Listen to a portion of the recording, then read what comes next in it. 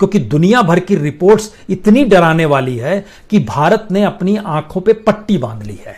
और जो ये लॉकडाउन रहेगा या नहीं रहेगा, इसके पीछे कोई वायरस की सोच नहीं। अब सवाल ये आ गया है कि अब जिंदगी चलेगी कैसे, क्योंकि हमको लगता है कि अब इसके पैरेलल में दो रिपोर्ट का जिक्र आपसे कर दे, फिर भारत की स्थिति पे आएंगे। एक वर्ल्ड बैंक की रिपोर्ट आई है, एक इंटरनेशनल लेबर ऑर्गेनाइजेशन की रिपोर्ट आई है। वर्ल्ड बैंक की रिपोर्ट कहती है 4 बातें होने वाली हैं।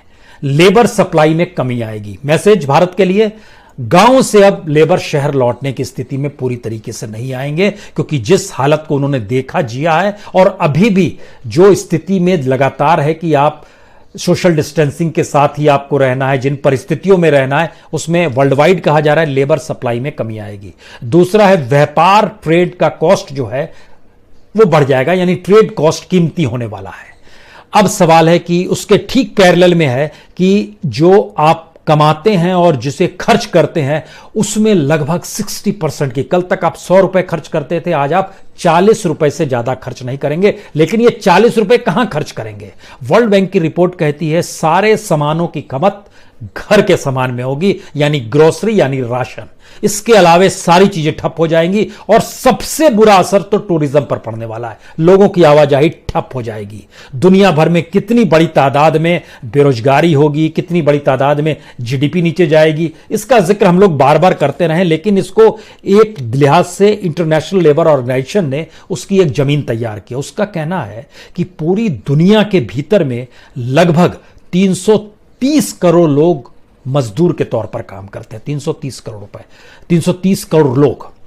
उस 330 करोड़ में से लगभग 200 करोड़ जो हैं वह पूरी तरीके से असंगठित क्षेत्र है, अनऑर्गेनाइज सेक्टर है, जिसमें कोई आपको सामाजिक तौर पर सरकारें जिम्मेदारी नहीं लेती है। उसमें से 160 करोड़ की नौकरी जा चुकी है। भारत की तादाद असंगठित क्षेत्र में लगभग 92% है और भारत में असंगठित क्षेत्र की नौकरियां चली गई, तबाह हो गई है। वो सामान्य स्थिति में भी क्यों तबाह थी वायरस के आने से ठीक पहले, यह भी हम आपको बताएंगे। यानी यह नहीं है कि वायरस ने तबाह किया है, हमारे यहां सरकार चलाने की परिस्थितियां में इकोनॉमी कैसे ध्वस्त होती चली गई, इसका भी एनालिसिस सरकार के ही डाटा में छुपा हुआ है। और आईएलओ की रिपोर्ट बहुत साफ कहती है कि 130 करोड़ कामगारों के सामने तो सीधा असर रोजी रोटी का पड़ने वाला है। रोजी रोटी से मतलब है भूखमरी की स्थिति आती है, जिसका जिक्र आईएमएफ भी कर रहा है, इंटरनेशनल मॉनेटरी फंड भी कर रहा है।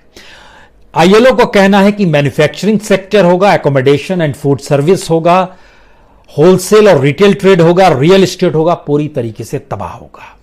और इन स्थितियों के बीच में मानकर चलिए कि अगले 6 महीने कम से कम 10.5% काम के घंटों में गिरावट आ जाएगी, काम नहीं होगा लोगों के पास। इसका मतलब यह है कि कुल मिला के 30 करोड़ लोगों की फुल टाइम नौकरी चली गई। यह काम के घंटे और इसको अगर आप जोड़ देते हैं उसमें, इसीलिए लगभग 43 करोड़ लोग जो इंटरप्राइजेस से जुड़े हुए हैं, जो कारोबार से जुड़े हुए हैं, जो स्वरोजगार से जुड़े हुए हैं, जो स्टार्टअप किए थे दुनिया भर में, देश भारत को मिला के, उन पे जबरदस्त खतरा है। यह दोनों रिपोर्ट बतलाती है। अब इसके पैरेलल में आइए कि भारत के भीतर की स्थिति क्या है और भारत के भीतर की स्थिति क्यों डावाडोल है। हमको लगता है यहां एक चीज जिक्र आपसे कर दें। अगर मान लीजिए मार्च से पहले की स्थिति आपको बता दें, भारत की आर्थिक स्थिति क्या थी, और उसके बाद इस मार्च और अप्रैल में क्या हुआ, एक अलग हिस्सा है। मार्च से पहले की स्थिति यह थी कि जो विदेशी पैसा भी लगता है वह भी अलग अलग सेक्टर से निकलने लगा था। आज तो स्थिति और नाजुक हो गई है, उसका जिक्र करेंगे। और जो शेयर मार्केट और म्यूचुअल फंड का जिक्र होता है वह भी माइनस में चला गया था। वो कौन कौन से सेक्टर थे जो माइनस में चले गए थे? Financial service, auto sector, consumer staples, information technology, energy, bank, ये माइनस में चले गए थे, चाहे वो एफपीआई हो, चाहे वो म्यूचुअल फंड हो। और इन सब के बीच स्थिति इतनी बिगड़ती चली गई, जो टॉप मोस्ट जो इंडस्ट्रियल प्रोडक्शन जिसको माना जाता है, इंडेक्स यानी आईआईपी जिसको माना जाता है, उसमें लगभग 6.5% की गिरावट आ गई। 40% तक ये नीचे चला गया इसका प्रोडक्शन। ओवरऑल कंट्री के भीतर में अगर आप देखना चाहेंगे तो इसमें हमको लगता है कि ऑटो सेक्टर का इतिहास को जरा सा टटोल इसलिए लेना चाहिए क्योंकि ऑटो सेक्टर भारत में लगभग 4 करोड़ लोगों को रोजगार देता है। इतिहास में ऐसा कभी नहीं हुआ कि किसी एक महीने में एक भी गाड़ी किसी भी कंपनी की नहीं बिकी। वो अप्रैल का महीना था, चाहे वो मारुति हो चाहे मर्सिडीज हो, कोई गाड़ी किसी की नहीं बिकी पूरे अप्रैल के महीने में। और 4 करोड़ रोजगार पर संकट मंडरा रहा है। जीडीपी में इसका ऑटो सेक्टर का 8% योगदान होता है और इसके जरिए जो टैक्स कलेक्शन होता है वो लगभग 11% होता है। स्थिति कितनी नाजुक है ये आपको समझ में आ रहा है। उसके बाद आइए कि अगर फरवरी तक की स्थिति ये थी और इस रूप में डूब रहे थे स्थिति, और मार्च के बाद की स्थिति ये है, cement -24.7, natural gas -15.2%, steel -13%, fertiliser -11.1%, electricity -7.2%, crude oil -5.5%, refinery -0.5%, industry, manufacturing, construction पूरी तरीके से तबाह, ट्रैवल और अकोमोडेशन इसके साथ तबाह। सवाल यह नहीं है कि यह सेक्टर तबाह है, सवाल है इसमें काम करने वाले लोग तबाह हो गए। और इतनी बड़ी तादाद में अगर लोग तबाह हो रहे हैं तो लॉकडाउन के बाद 3 तारीख के बाद इस देश की स्थिति क्या होगी?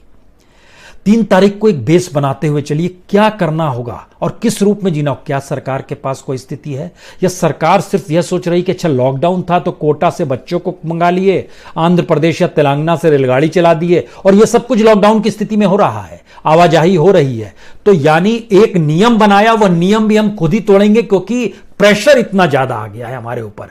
और यह प्रेशर ऐसा है जिसका जिक्र नारायण मूर्ति जो इन्फोसिस के हैं उन्होंने बहुत खतरनाक तौर पे बताया कि तय कीजिए कि वायरस से लोग मरेंगे या तय कीजिए कि भूखमरी से मरते हुए लोगों को आप देखेंगे जिनकी तादाद कई गुना ज्यादा होगी। यह स्थिति बताती है कि हमने वैज्ञानिक तरीके से चीजों को समझा ही नहीं है। इस देश को अभी भी नहीं जाना है। इस देश को अभी भी देखने का नजरिया वही मार्केट इकोनॉमी और वही कैपिटलिज्म है जिसमें प्रॉफिट बेस्ड इकोनॉमी थी। अब प्रॉफिट बेस्ड इकोनॉमी का जिक्र नहीं है। अब अगर पॉलिटिकल पार्टीज के खातों में हजारों करोड़ रुपया है या किसी नेता के पास खूब रुपया, वो क्या करेगा? उसको यह सोचना होगा और इस देश की सत्ता को सोचना होगा। इस देश के पूरे सिस्टम को नए तरीके से आपको मथना होगा, बताना होगा कि हमारी अब प्राथमिकताएं क्या हैं, जो आप अभी भी बताने से चूक रहे हैं। अभी भी आप चीजों को बांट रहे हैं, डाइवर्ट कर रहे हैं। इसीलिए इंडिया इंक यानी जो टॉप मोस्ट कॉर्पोरेट होते हैं उनकी जरूरत लाखों करोड़ की है। स्टेट गवर्नमेंट, गहलोत साहब कहते हैं 1 लाख करोड़ दीजिए, बघेल साहब कह रहे हैं 30,000 करोड़ दीजिए, पंजाब के मुख्यमंत्री अलग मांग रहे हैं, छोटे छोटे राज्य अलग तरीके से मदद मांग रहे हैं। अभी भी चीजें हम लोग देख नहीं पा रहे हैं कि पहली बार लॉकडाउन ने उस बॉर्डर्स को खत्म कर दिया और अभी भी हम चीजों को बॉर्डर्स में ही बांट कर देखना चाहते हैं। हम ये मानकर चल रहे हैं कि अब ये हिंदुस्तान में अभी भी स्टेट है, सेंटर है, चीजें बटेंगी, वो इस जात का है वो, और ये चीजें नजर आई है इस दौर में। बच्चों के लिए या अपर क्लास के लिए उनको रईसों के साथ हमको तोलना पड़ रहा है, उनको ज्यादा सुविधा देनी पड़ रही, मजदूरों को सुविधा नहीं दे रही। अब कल्पना कर रहे हैं कि इस देश में अगर सारे करोड़पति खत्म भी हो जाए तो क्या होगा? देश तो चलेगा ही, लेकिन इस देश का किसान मजदूर अगर खत्म हो जाए तो देश कैसे चलेगा? जो छोटे छोटे इंडस्ट्री चलाने वाले लोग हैं